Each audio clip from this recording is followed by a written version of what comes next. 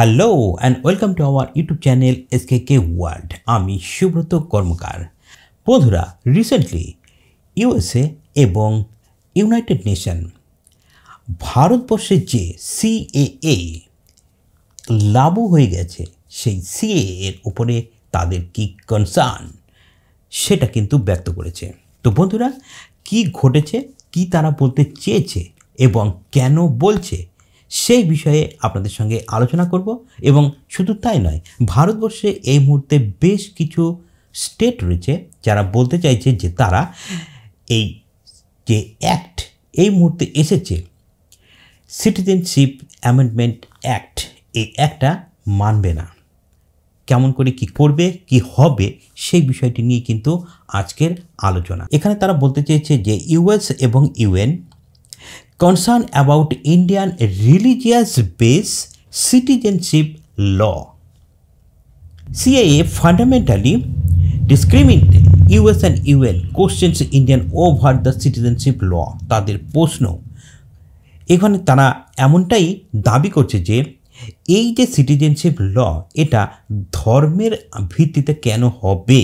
সিএর অ্যাক্টে কি আছে না আছে সেটা আপনারা কিন্তু এই ভিডিওতে আমি আপনাদেরকে যে পিডিএফ ফাইলটা সেটা দিয়ে দেব, আর সেটা আপনারা দেখে কিন্তু স্টিল ছবি নিয়ে বা সেটা ডাউনলোড করে পড়ে নিতে পারবেন। সেখানে পরিষ্কার করে যেটা লিখে দেওয়া রয়েছে, সেখানে বলা হয়েছে যে এই হলো সেই ম্যাপ। এখানে আমাদের প্রিয় ভারতবর্ষ, আর এই ভারতবর্ষের এই দিকে রয়েছে আফগানিস্তান, পাকিস্তান এবং বাংলাদেশ। এই তিনটি মুসলিম কান্ট্রি।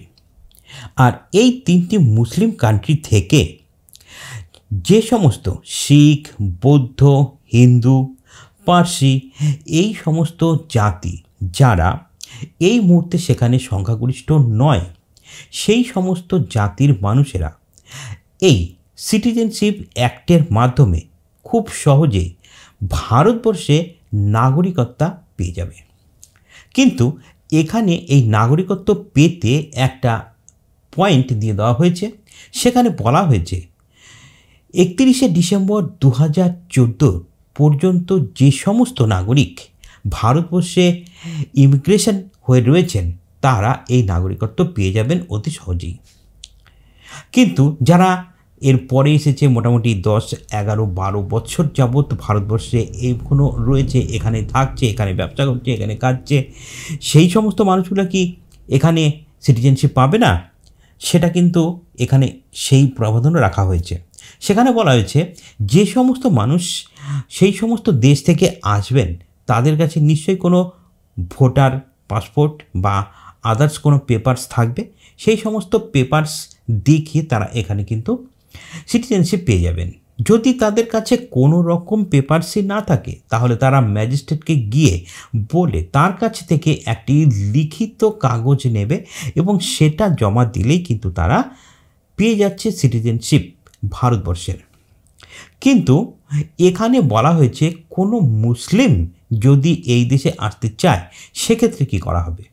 তো এখানে একটা জিনিস পরিষ্কার বলা হয়েছিল যে এই যে সিটিজেনশিপ অ্যামেন্ডমেন্ট বিলটা আনা হয়েছে, এখানে মূলত আমাদের আফগানিস্তান, পাকিস্তান এবং বাংলাদেশ, এই তিনটি মুসলিম কান্ট্রিতে সেখানে যে সমস্ত সংখ্যালঘু হিন্দুত্ব ধর্মীয় অবলম্বীর মানুষেরা রয়েছেন, তাদের জন্য এটা একটা খুবই ভালো দিক এবং তাদের খুব সহজেই এই দেশে নাগরিকত্ব দেওয়া হবে, এমনটাই বলা হচ্ছে।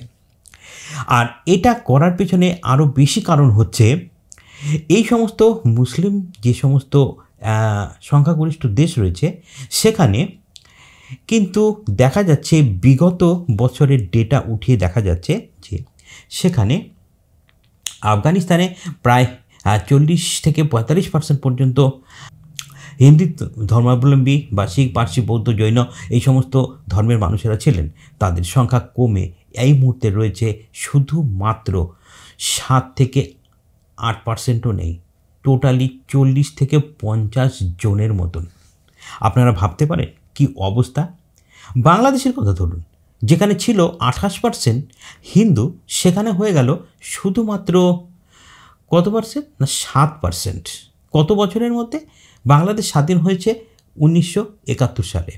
আর 1971 সালে যেখানে ছিল 27 থেকে 28% হিন্দু, সেখান থেকে চলে আসলো মাত্র 40 বছরের মধ্যে 6-7%-এ। তাহলে বাকি মানুষগুলো কোথায় গেল?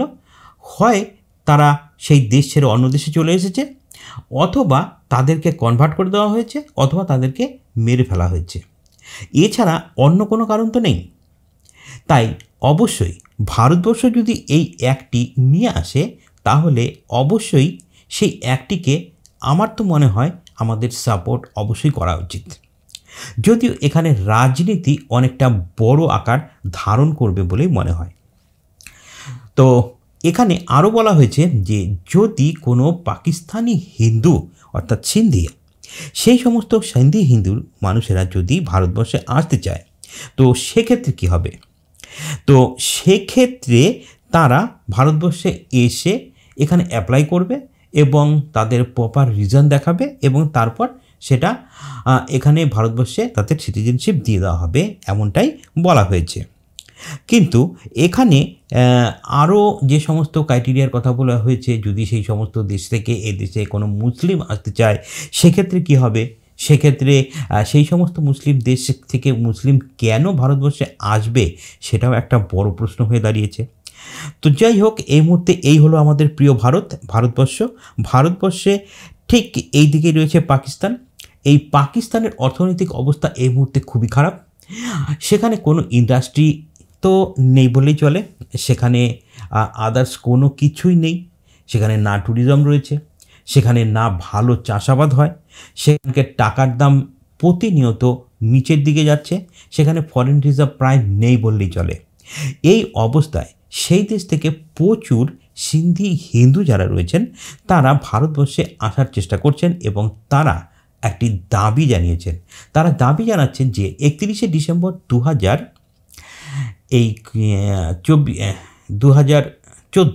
31শে ডিসেম্বর 2014 সালের যে কাট অফ ডেট রাখা রয়েছে, সেই কাট অফ ডেটটাকে বাড়িয়ে দেওয়ার কথা বলা হচ্ছে।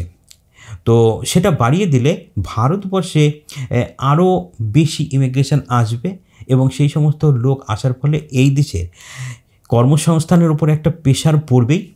আর সেটা এই দেশের পক্ষে খুব একটা ভালো হবে কি হবে না, সেটা আপনারা অবশ্যই আপনাদের থট, আপনাদের চিন্তাভাবনা অবশ্যই জানাবেন। তো এবারে আমি আসল জায়গায় আসছি, সেটা হচ্ছে ইউএসএ এবং ইউএন তারা কি কারণে কনসার্ন। ইউএস এবং ইউএন তারা যে concern about India religion based citizenship ল।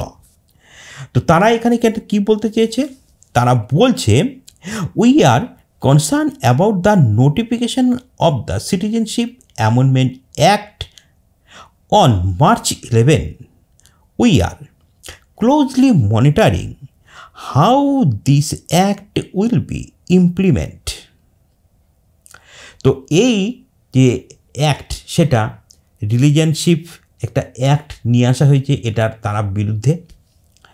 এবং তারা এখানে আরও বলছে যে respect for religious freedom and equal treatment under the law of all communities আর ফান্ডামেন্টাল ডেমোক্রেটিক প্রিন্সিপাল।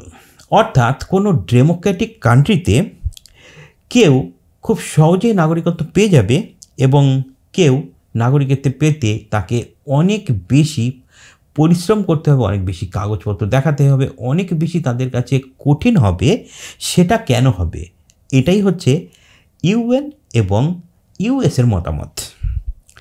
তো আমি এখানে একটা জিনিস আপনাদেরকে অবশ্যই দেখাবো, যেখানে আজ থেকে বেশ কয়েক বছর আগে ট্রাম্প ট্র্যাভেল ব্যান আনা হয়েছিল। সময়টা ছিল কোভিড, আর সেই সময় ট্রাম্প কিন্তু এই সমস্ত মুসলিম কান্ট্রির থেকে মানুষকে আমেরিকাতে প্রবেশের ওপরে ব্যান লাগিয়ে দিয়েছিল। বাহ ভাই বাহ, তোমার দেশে যখন কেউ ঢুকতে যাবে তখন তুমি বলবে না, ঢোকা হবে না, এবং তোমার দেশের কোনো পাসপোর্ট যদি কেউ নিতে চায়, সেক্ষেত্রে তুমি তাদেরকে ইনকোয়ারিতে বসাও, ইন্টারভিউ দিতে হবে, তোমার দেশে কেন যাবে সেই সমস্ত প্রশ্ন করবে। কেউ যদি ট্যুরিস্ট ভিসা নিতে চায় সেক্ষেত্রেও তোমার একাধিক কোশ্চেন থাকে। আর তুমি কিনা বলছো ভারতবর্ষে রিলিজনশিপ অ্যাক্ট অর্থাৎ সিএ আনলে সেখানে ডেমোক্রেটিক কান্ট্রি বলে পরিচয় হচ্ছে না। বাহ! আপনাদেরকে এখানে আরও জানাই কোন কোন কান্ট্রির উপরে তারা ব্যান্ড লাগিয়েছিল। দেখুন পজিশনটা দেখুন, এখানে দেখুন ইরান, ইরাক, কাজাকিস্তান, লিবিয়া, এছাড়াও Myanmar, north Korea, Somalia, Sudan, এছাড়াও আরও অনেক কান্ট্রির উপরে। এই কান্ট্রিগুলো কি? এই কান্ট্রিগুলো সবই কিন্তু মুসলিম কান্ট্রি, আর তাদের উপরেই ছিল কিন্তু ব্যান্ড। যদিও ডোনাল্ড ট্রাম্পের কার্যকাল শেষ হওয়ার পর যখন বাইডেন স্যার আসলেন ক্ষমতায়, তখন তিনি কিন্তু ট্রাম্প ব্যান্ড উঠিয়ে নিয়েছিলেন।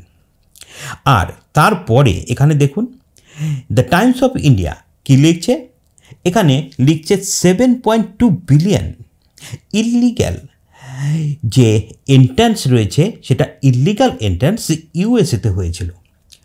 তো এই বাইডেন অ্যাডমিনিস্ট্রেশন আমলে প্রায় 70.5 লাখের কাছাকাছি, এবং সেই পপুলেশন কিন্তু অনেকটাই বেড়ে গেছে। এবং বাইডেন উপরে কিন্তু বেশ কিছু অভিযোগও লেগেছে যে বাইডেন স্যার চান যে এই সমস্ত মানুষেরা ভোট দিক এবং তাতে যাতে বাইডেনের পার্টির অনেকটাই সুবিধা হয় ভোটের রেজাল্টে।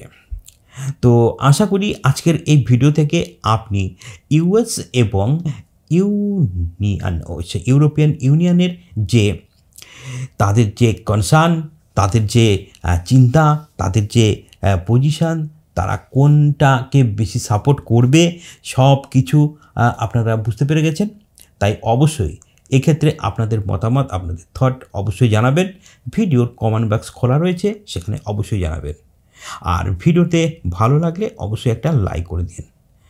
আজ এ পর্যন্তই, দেখা হবে আপনাদের সঙ্গে নতুন ভিডিওর সঙ্গে।